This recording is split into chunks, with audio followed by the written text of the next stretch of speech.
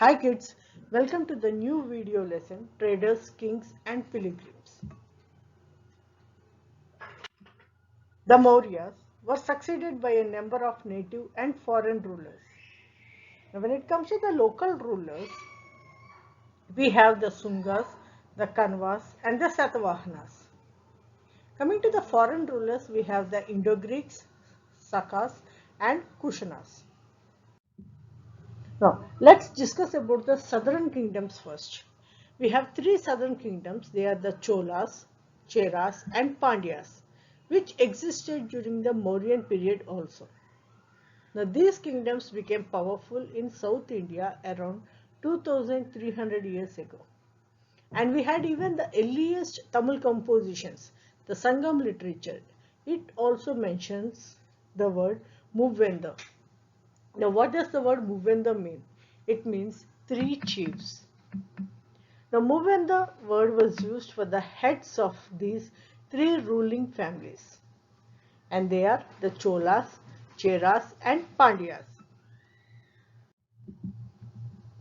And these kingdoms were along the coast of the Kaveri Valley. And these kingdoms became very rich and fertile.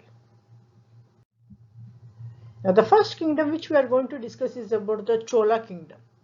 Now, when it comes to the Chola Kingdom, this kingdom was the most famous among these three kingdoms.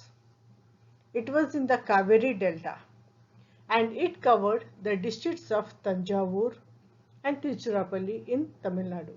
The capital of the Cholas was Urayur. Now coming to the important kings, we have Ellara and Karikala.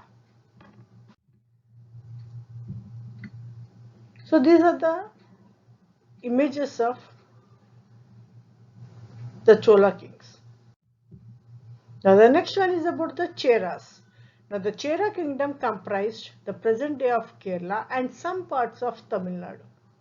Now capital of the Cheras is Karur or Karur Vanji, and it was situated on the banks of the river Amaravali, which is a tributary of the river Kaveri. The third kingdom is the Pandyas. Now when it comes to the Pandyas, they comprised of Madurai and Ramanathapuram and Tirunelveli in Tamil Nadu. The capital of the Pandyas was Madurai. And this kingdom was very famous for its pearls. Now these three kingdoms, the Cholas, the Cheras and the Pandyas, they used to share some common features. The first one is centers of power. Now each of these three kingdoms had two centers of power, one inland and the other on the coast. So total we have 6 cities, and out of these 6 cities, Puha and Madurai were very important. The next one is about the taxes. When it comes to the taxes, the chiefs, they did not collect regular taxes, but they demanded. At the same time, they even accepted also gifts from the people. And they also collected tribute from the neighboring areas whenever they were on their military expeditions.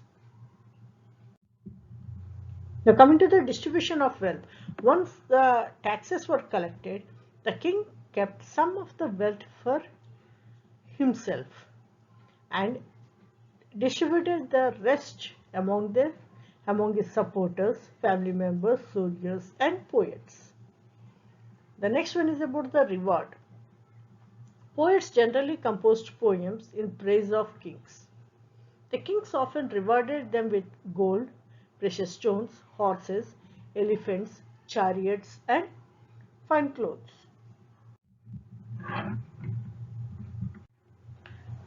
The Deccan and the Northern Kingdoms. Now, the death of the Ashoka in the 232 BC marked the beginning of the decline of the Mauryan Empire. As we discussed in the previous lessons, we understood that the successors of Ashoka were weak and inefficient. So the last Mauryan ruler, Brihadratha, was killed by his army commander Pushmatasunga and started the Sunga dynasty. Now let's discuss about the Sunga dynasty. Now Pushmatasunga was a powerful and brave ruler. And this particular dynasty, it ruled us for 112 years. The last king of this particular dynasty was Devabhuti, who was killed by his minister Vasudeva Kanva in 73 BC. Now, the next dynasty which we are going to discuss is about the Kanva dynasty. Now, Vasudeva Kanva was the founder of the Kanva dynasty, and this dynasty lasted for about 45 years. Now, the last Kanva king was killed by the Satavahana or the Andhra king Simuka. The next is about the Satavahanas. The Satavahanas were the most important successors of the Mauryas in the Deccan. Now we have Gautami Putra Sri Shatakarni. He was the most important ruler of this dynasty and he ruled between 106 AD and 130 AD.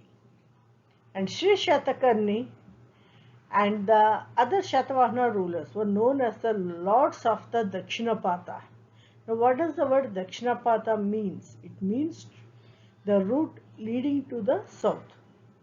Now continuous wars, especially with the Sakas, gradually weakened the Satavahanas. Now these are the pictures of the founder of the Satavahana dynasty, Simuka, and here we have Gautamiputra Sri Shatakarni. That's it for now. Thank you.